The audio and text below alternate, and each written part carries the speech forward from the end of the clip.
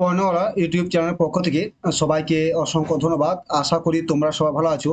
আজকে আমরা আলোচনা করব যে আমরা যে ডব্লিউবিটেড কে কেন্দ্র করে যে ওয়েস্ট বেঙ্গলের ডব্লিউবিটেড যে সিডিপি সিরিজটা শুরু করেছি, মানে ইভিএস সিরিজটা যে শুরু করেছিলাম, সেখানে আমরা যে পশ্চিমবঙ্গের যে ভূগোলটা, সেখানে ওয়েস্ট বেঙ্গল যে ভূগোলটা তার আমরা যে এইটা সিরিজটা কমপ্লিট করেছি ক্লাস 5 এর বই থেকে।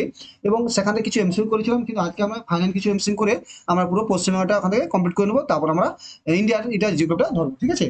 তা শুরু করা যাক। প্রথম কোশ্চেন কি আছে, যে আমার এমসিকিউ গুলো আছে, তোমরা একটু ভালো করে পড়ো এবং পড়লে আসলে একই তোমরা পড়েছো প্রাইমারি বই, ক্লাস 5 এর বইটা পড়েছো। সেখান থেকে কোশ্চেন গুলো আছে ঘুরে গেছে এবং এখানে একটু ডিটেল বেশি করে দেওয়া হয়েছে, তাই যাতে একসাথে দেওয়া হয়েছে।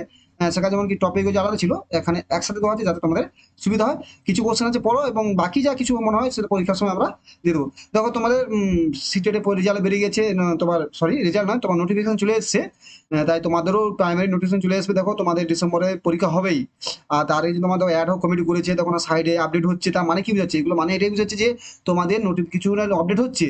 তো স্কুল থেকে তোমার বোর্ড থেকে তোমার সিট চেয়ে পাঠিয়েছে, তার মানে কি সব 2023-এর ইন্টারভিউ হবে, 2022-এর ইন্টারভিউ হবে, 2023-এ তোমার রেজাল্ট বেরোবে, এবং 2024-এ নতুন প্রাইভেট হবে। তখন এটা আমি বলতে পারবো না যে 2023-কে যে 22-এ ইন্টারভিউ হবে সেটা পরে কথা, কিন্তু আমাদের সবকিছু কাজগুলো হবে, আস্তে আস্তে হচ্ছে। এই আরজি করে ঘটনার জন্য একটু হতে দেরি হচ্ছে, বাকি সব কিন্তু কাজ ঠিক চলছে, ঠিক আছে? তা শুরু করা যাক। প্রথমে কি আছে বলছে, পশ্চিমবঙ্গের ভূমির ঢাল কোন দিক থেকে কোন দিকে, দেখো এগুলো পড়েছো, সেগুলা থেকে একজন জয়েন করতে পারছে, ঠিক আছে? এক আছে উত্তর দিক থেকে, উত্তর থেকে দক্ষিণ, এবং পূর্ব পশ্চিম থেকে পূর্বে। আমরা পড়েছিলাম যে পশ্চিমবঙ্গের ভূমির ঢাল কত, উত্তর থেকে দক্ষিণ এবং পশ্চিম থেকে পূর্ব।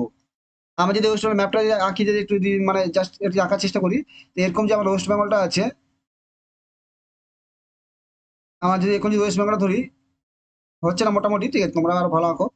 এরকম যদি আমরা ধরি, তাহলে এই এই এই যে মানে ঢালটা কি, ঢাল উত্তর থেকে দক্ষিণ দিকে এবং পশ্চিম দিকে পূর্ব দিকে, এই ঢালটা যেখানে আমাদের সব উত্তর বাহিনী নদীগুলো সব দিকে এরকম বয়ে আসছে, আর দক্ষিণ আর পশ্চিম বাহিনী নদী সব দিকে গেছে, তার মানে কি ঢালটা দুই দিকে, উত্তর দক্ষিণ আর পূর্ব পশ্চিম, ঠিক আছে? তারপর কি বলছে, দামোদর নদ কোন দিক থেকে কোন দিকে প্রবাহিত? আমরা জানি দামোদর নদ পশ্চিম দিক থেকে পূর্ব দিকে, আমরা এখন দামোদর নদ এইদিকে প্রবাহিত হচ্ছে, ঠিক আছে? দুই হলো তারপর কি যে দামোদর দক্ষিণে কোন নদীতে মিশেছে? দামোদর দক্ষিণে গঙ্গা নদীতে মিশেছে। তার মধ্যে যে যেখানে গঙ্গা নদী ছিল সেখানে যে আমরা তারা যারা আগে ক্লাস করেছে তার পুরো অ্যান্সার করতে পারবে। তারপর কি বলছে, দামোদর যেখানে মিশেছে তার নাম কি? দামোদর যেখানে মিশেছে তার নাম হুগলি। তারপর হচ্ছে কি, পশ্চিমবঙ্গের নদীগুলি কোন দিক থেকে কোন দিকে বয়ে চলছে? পশ্চিমবঙ্গের নদীগুলি উত্তর থেকে দক্ষিণ এবং পশ্চিম থেকে পূর্ব। তারা বলছিলাম কেননা আমার ঢাল যেদিকে সেদিকে নদী গেছে। আমাদের পশ্চিমবঙ্গের ঢাল উত্তর থেকে দক্ষিণে, তার নদী গেছে তিস্তা, তোষা, জলঢাকা, রায়ঢাক, সব এখানে উত্তর থেকে দক্ষিণে। আর এই পাশে অজয়, দামোদর, তারপরে যে নদীগুলো আছে সব এগুলা তোমার মৌরাক্ষী, সব নদী পশ্চিম থেকে পূর্ব দিকে গেছে, হয়েছে। তারপর কোশ্চেন যে, জলের কোন ধর্মের জন্য জল উঁচু থেকে নিচে দিকে বয়ে যায়? সমোচ্চ সমোচ্চশীলতার ধর্মের জন্য, মানে জল সব সমান যায়, ঠিক আছে? সে সমতল থাকে, তোমার যে এদিকে করো সে জলের দিকে ঢালবে, তুমি যদি এদিকে করো জল এদিকে ঢালা হবে। তাই কি সমোচ্চশীলতা ধর্মের জন্য, সবাই হচ্ছে সমান, সব সমোচ্চশীল মানে সব দিকে উচ্চতা সমান থাকে, তবে সে স্থির থাকবে। হুগলি নদী অপর নাম কি? হুগলি নদী অপর নাম গঙ্গা। বলছে ক্যালভার্টের মধ্যে স্থানান্তরিত হয় জল, দেখো সেইটা দেখে কোশ্চেন তুলে দিয়েছে, ঠিক আছে? আর সেখান থেকে আমি দিয়েছি যাতে তোমাদের একটু একটু ভালো হয়ে যায়। পশ্চিমবঙ্গের নদীগুলি পথ কোন দিকে? পশ্চিমবঙ্গের নদীর উত্তর থেকে দক্ষিণে, পূর্ব থেকে পশ্চিম। দুবার হলে রিপিট হয়ে গেছে কোশ্চেনটা, দেখো। শাল পাতা থেকে কি তৈরি হয়? শাল পাতা থেকে প্লেট তৈরি হয়, খাবারের প্লেট, বাটি, প্লেট, বাটি, থালা, এগুলো তৈরি হয়, ঠিক আছে? অযোধ্যা পাহাড় কোথায় অবস্থিত? অযোধ্যা পাহাড় পুরুলিয়া জেলায় অবস্থিত। মা ভাঙনা পাহাড় কোথায়? এটা ভেরি ইম্পর্টেন্ট। অযোধ্যা যা পুরুলিয়া। মা ভাঙনা পাহাড় কোথায়? বীরভূম, বীরভূম জেলায় মা ভাঙনা পাহাড় অবস্থিত আছে। তা পশ্চিমবঙ্গ কোন জেলায় এন্ডি পোকা চাষ করা হয়? এটা কোচবিহার। এন্ডি পোকা মানে আমরা জানি সেই পোকা যে পড়েছিলাম, যে যেখানে করেছে এন্ডি পোকা, একটা পোকা, সেটা চাষ করতে হয় যেখানে প্রচুর পয়সা, ব্যবসা ক্ষেত্রে, ঠিক আছে? মালভূমি অঞ্চলে মাটির রং কেমন? মালভূমি অঞ্চলে মাটির রং লাল। পশ্চিমবঙ্গের, এটা পশ্চিমবঙ্গের হবে। মালভূমি অঞ্চলে, পশ্চিমবঙ্গের মালভূমি অঞ্চলে কোন মালভূমি অংশ? এটা ছোটনাগপুর মালভূমি অংশ। আমাদের পশ্চিমবঙ্গের মালভূমি সেটা ছোটনাগপুর। এরকম যদি থাকে পশ্চিমবঙ্গ, যদি এরকম ধরি ম্যাপটাকে, এরকম করে ধরি, তা এটা যে এটা পুরো মালভূমি অঞ্চলের অন্তর্গত। এটা ছোটনাগপুর মালভূমি, ঝাড়খণ্ড করে সব পশ্চিমবঙ্গের মালভূমি অঞ্চলের অন্তর্গত ছোটনাগপুর মালভূমি। পশ্চিমবঙ্গে কোন দিকে মালভূমি অঞ্চল অবস্থিত? পশ্চিমবঙ্গে পশ্চিম দিকে মালভূমি অঞ্চল অবস্থিত। পশ্চিমবঙ্গে মালভূমি অঞ্চলে মূলত কোন মাটি দেখা যায়? এটা ল্যাটেরাইট মাটি দেখা যায়। তোমাদের পশ্চিমবঙ্গের মালভূমি অঞ্চলের প্রধান নদী কোনটি? এটা কোনটি হবে প্রধান নদী কোনটি? দামোদর। পশ্চিমবঙ্গ অঞ্চলে পশ্চিমবঙ্গের মালভূমি অঞ্চলের প্রধান নদী দামোদর।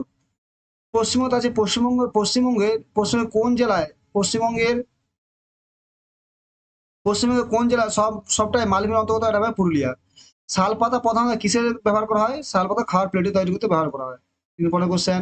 তারপর কি আছে পশ্চিমবঙ্গের মালভূমি অঞ্চলের উচ্চতম অংশ কোনটি? সবে দেখো বলছি কোনটি হবে, অযোধ্যা। আর যদি মালভূমি অঞ্চলে উচ্চতম হলো অযোধ্যা, কিন্তু আমরা যদি পশ্চিমবঙ্গের উচ্চতম সান্দাকফু আবার 6,336 পর্যায়ে, ঠিক আছে, সরি 6,363 মনে হয় এটা আছে, দেখে পড়েছিলাম মনে আছে, সেটা আবার পড়েছিলাম সেটা। এটা সান্দাকু যদি যদি বলে যে মালভূমি অঞ্চলে পশ্চিমবঙ্গের সর্বোচ্চ স্থান খুব সান্দাকু, দার্জিলিং আছে, ঠিক আছে।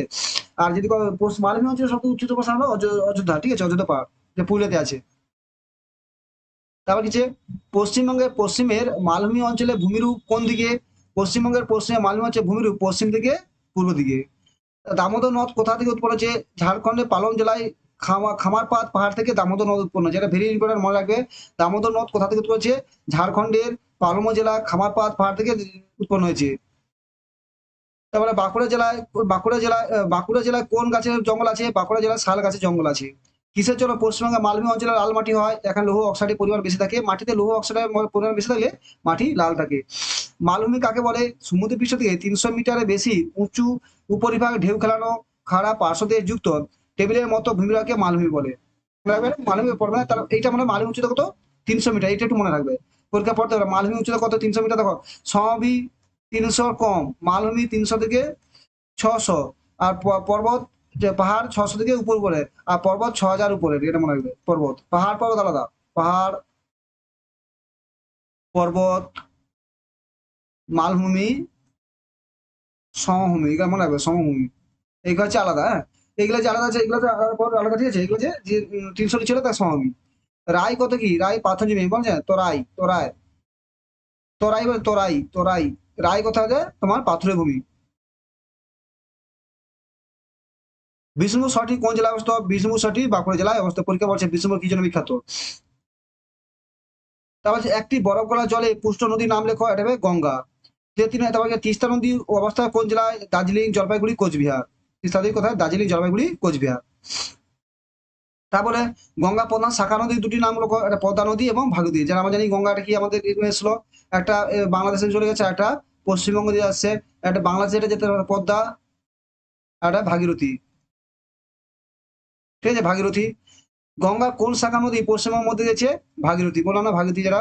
আর এখানে যে বঙ্গোসাগর আছে, এখানে বঙ্গোসাগর পদ্মা ঘুরেছে, বঙ্গোসাগর পড়েছে, এবার তোমার ব্রহ্মপুত্র এসছে, এবার পদ্মা, তারপরে যমুনা, ব্রহ্মপুত্র যমুনা নামে দুটো মিলিত মেঘনা নামলে বঙ্গোসাগর পড়েছে, এটা মনে রাখবে। ভারতের দীর্ঘতম নদীর নাম কি? এটা গঙ্গা। গঙ্গা নদীর দৈর্ঘ্য কত? 2,510 কিলোমিটার। গঙ্গার কটি উপনদীর নাম কি? রামগঙ্গা, গোমতী, ঘরগড়া, গন্ডক, কোসি, ঠিক আছে, মনে রাখবে এগুলা। গঙ্গার উপনদী। গঙ্গা নদী কোথায় দুভাগ হয়েছে? দ্বিভাগ আমার হচ্ছে গঙ্গা মুর্শিদাবাদ জেলায় ভগবান গুলার। এটা ভেরি ভেরি ইম্পর্টেন্ট। কেন? গঙ্গা যখন আমাদের এইটা ম্যাপ, যদি আমরা যদি এটা পশ্চিম ম্যাপ ধরি, আমরা যদি এটা, সরি এটা ভুলেছে, দেখো এটাকে, আমরা যদি এটা পশ্চিমের ম্যাপটা হচ্ছে না ঠিক, তোমার আগে ভালো করে আমাদের ম্যাপটা, এই পশ্চিমের ম্যাপ ধরি আমার, ঠিক আছে, চিকেন নেক থেকে একা শুরু করে এখান থেকে, এটা পশ্চিমে না ধরি, তাহলে এখানে গঙ্গা ঢুকেছে, গঙ্গা বিহার থেকে এসে গঙ্গা গেছে বাংলাদেশে।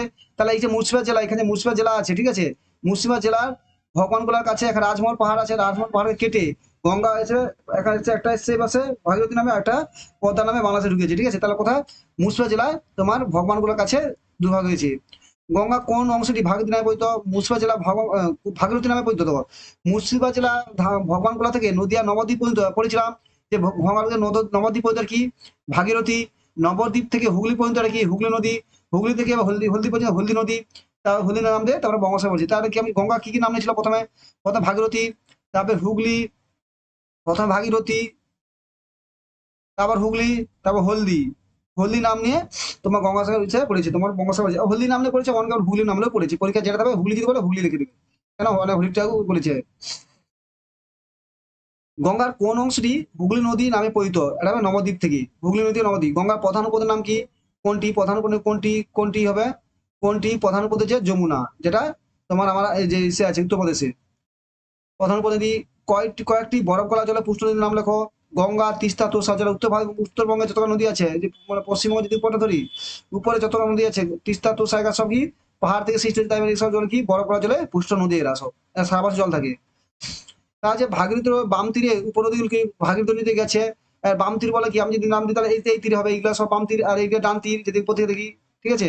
তা জলঙ্গি, মাথা ভাঙা, চূর্ণি, এগুলা সব নদী, আর উপর দিয়ে নদী আছে, জলভাঙা, মাথা চূর্ণি সব নদী আর উপর দিয়ে, এগুলো আছে। তারপর ইচ্ছামতি, সব এগুলা সব বাম তীরের উপনদী।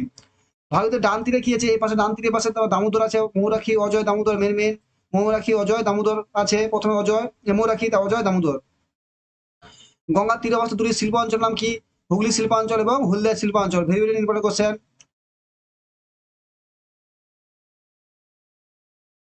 তারপর কি বলছে, গঙ্গা নদীর সৃষ্টি কি হয়েছে, উত্তরাখণ্ডে গঙ্গোত্রী হিমা থেকে গঙ্গোত্রী হিমালয়ের গোমুখ গুহা থেকে উৎপাদন লাভ করেছে। তিস্তা নদীর জন্মস্থান কোথায়, সিকিমের জেমু হিমা থেকে, ঠিক আছে, এটা মনে রাখবে একটু ভালো করে। এটা ইম্পর্টেন্ট, তোষা নদীর জন্মস্থান কোথায়, তোষা হলো তিব্বতের চুম্বি উপত্যকা থেকে। সিকিমে দেখো, তিস্তা নদী সিকিমের জুমু উপত্যকা থেকে, তোষা হচ্ছে জন্মস্থান তিব্বতের চুম্বি উপত্যকা থেকে, ঠিক আছে। তিব্বত আর চুম্বি নামটা মনে রাখবে ভালো করে একটু। আর কিছু কোশ্চেন আছে, কমপ্লিট হয়ে যাবে। তবে বেশি কোনো 40-50 টাকা কোশ্চেন হবে, কিন্তু কোশ্চেন ইম্পর্টেন্ট আছে। জলঢাকা নদীর জন্মস্থান কোথায়, দিবাং হ্রদ। ভেরি ভেরি দেখো, এই যে তিনটা দিলাম, দেখা কি গেছে। তিস্তা কোথায়, তিস্তা তোমার হয়েছে, তোমার তিস্তা নদী কোথায় হয়েছে, তিস্তা নদী তোমার জম্মু গুহা থেকে। তোষা কোথায়, তিব্বতের চুম্বি উপত্যকা থেকে। এবং তোমার এখানে জলঢাকা নদী কোথায়, দিবাং হ্রদ থেকে। আর দামোদর নদীর জন্মস্থান কোথায়, খামারপাত পাহাড় থেকে। এটা মনে রাখবে, দামোদর নদী কোথায়, ঝাড়খণ্ডের খামারপাত থেকে উৎপন্ন হয়েছে। কংসাবতী নদীর জন্মস্থান কোথায়, অযোধ্যা, পুরুলিয়ার অযোধ্যা পাহাড়ে গেছে কংসাবতী নদী। আমাদের এই কংসাবতী নদীর কাছে যে মুকুটমণিপুর, যে বীরভূমের মুকুটপুরে যে আছে তোমার, বাঁকুড়া যে মুকুটমণিপুর, সেখানে ব্যারাজটা আছে, তা কংসা নদীর উপরেই আছে। ময়ূরাক্ষী নদীর জন্মস্থান করা ত্রিকুট পাহাড় ঝাড়খণ্ডের ত্রিকুট পাহাড় থেকে উৎপন্ন হচ্ছে ময়ূরাক্ষী নদী। নিত্যবান নদী কাকে বলে, আমরা জানি সারা বছর নদীতে জল থাকে না। অনিত্যবান নদী কাকে বলে, সারা বছর নদীতে জল থাকে না, যে সমস্ত নদী বর্ষা জলে পুষ্ট, কেবল বর্ষাকালে নদীতে জল থাকে এবং বর্ষাকাল ছাড়া বছরের অন্য সময়ে নৌ পরিবহন যোগ্য নয়, তাদের নিত্যবান নদী বলা হয়। তা বুঝতেছেন নিত্যবান নদী কাকে বলে, অনিত্য ভানদী বলে, মানে অনিত্য মানে কি, নিত্য নয়, মানে যেসব নদীতে সারা বছর জল থাকে না, বর্ষাকালে বৃষ্টির জল থাকে, তাকে অনিত্য ভাব নদী। যেমন কি মালভূমি অঞ্চলে যেসব নদী দামোদর, অজয়, এগুলো সব অনিত্য ভাব নদী। কেন বলতো, এগুলো শুধু বর্ষাকালে জলটা বেশি থাকে। মেদিনীপুর কংসাবতী নদী, এটাও তোমার অনিত্য ভাব নদী। নিত্যবান নদী কাকে বলে, যে সমস্ত নদী বরফ গলা জলে পুষ্ট, সারা বছর নদীতে জল থাকে এবং নৌ পরিবহনযোগ্য, এই সমস্ত নদীকে বলা হয় নিত্যবাহ নদী। নিত্যবাহ নদী, অনিত্য নদীর উদাহরণ কি, নিত্যবাহ নদী হলো গঙ্গা, জলঙ্গি, এখানে নিত্যবাহ, যেমন তারপর তিস্তা, তোষা। অনিত্যবাহী দামোদর, সুবর্ণরেখা, অজয়, মৌরাকি, মানে যত মালভূমি অঞ্চলে যতগুলো আছে, এই সব অঞ্চলের নদীগুলা। আমরা যে পশ্চিমবঙ্গ দিয়ে এটা ধরি, এটা যদি পশ্চিমবঙ্গ ধরি, এইরকম ছবিটা, তাহলে এই পাশে যত নদী সব হচ্ছে তোমার অনিত্যবাহ নদী। তারা কমপ্লিট করলাম, থ্যাংক ইউ। দেখা আমরা কিছু 50টা মতো কোশ্চেন কমপ্লিট করলাম, 40-50টা মতো। তো এগুলো একটু তোমার পশ্চিমবঙ্গ থেকে কোয়ালিটি, আমার তাহলে পশ্চিমবঙ্গের পুরোটা আমরা কমপ্লিট করলাম। এরপরে আমরা পরে ই করবো, ঠিক আছে। পুরো কমপ্লিট হয়ে গেছে। তাই তোমরা এখন ভালো করে প্রিপারেশন নাও, যে আমরা ব্যাপারে আমাদের দুটো ইউনিট, সেকেন্ড ইউনিটের প্রশ্ন আমরা এরপরে ভারতে শুরু করবো। ভারতে আমরা দেখো, আমি যেটা দেখলাম, তোমার 6 এর উপরে একমাত্র ভারত আছে ইন্ডিয়াতে, সেইটুকু করো তো। ভারত আর ওয়েস্ট বেঙ্গল, মানে ভারতবর্ষ, ইন্ডিয়া এবং ওয়েস্ট বেঙ্গল যে সিলেবাস দিয়েছে তোমার আমাদের প্রাইমারি স্টেটে, সেখানে একটু কত আমাদের সিলেবাস যেটুকু সেই রকম। কারণ তুমি কত ইন্ডিয়া কত জানো, ইন্ডিয়া শেষ করতে পারবে না এমন সিলেবাস, কারণ সেটা বই, তো ইন্ডিয়ার বই তো ওয়েস্ট বেঙ্গল বই, তাই তোমাকে আমাদের দেখতে হবে সিলেবাসে কি আছে, সেই হিসাবে আমরা কোশ্চেন নেবো, ঠিক আছে। থ্যাংক ইউ, ভালো থাকো, ভালো পড়াশোনা করো। দেখো সিটের নোটিফিকেশন চলে এসেছে, তোমাদের প্রাইমারি নোটিস চলে আসবে, ভালো প্রিপারেশন থাকো। আর চ্যানেলটা যদি ভালো লাগে অবশ্যই সাবস্ক্রাইব করো, বন্ধুদের শেয়ার করে দিও। Thank you.